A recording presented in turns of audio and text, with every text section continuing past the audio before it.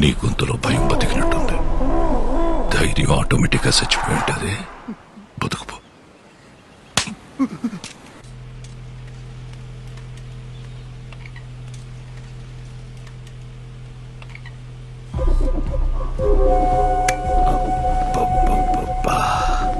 మా అమ్మ చెప్తా ఉండేదత్తా, వారసుని కలవకుండా మంచం ఎక్కేసావని. మా ఆయికి నీ మీద కోపం అంట కదా. నీకు పురిట్లోనే నడలేని జబ్బొచ్చినా నా కోసం మంచి కూతురుని కన్నావత్తా. సుత్తుగానే బాగా పెరిగిపోయింది. ఒక్కసారి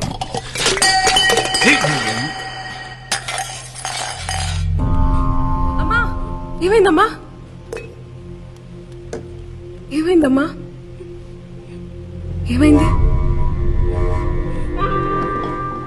ఏమైందత్తా? ఏమైంది బేబమ్మా? చెప్పనా? నువ్వు వద్దని చెప్తూనే ఉంటావు.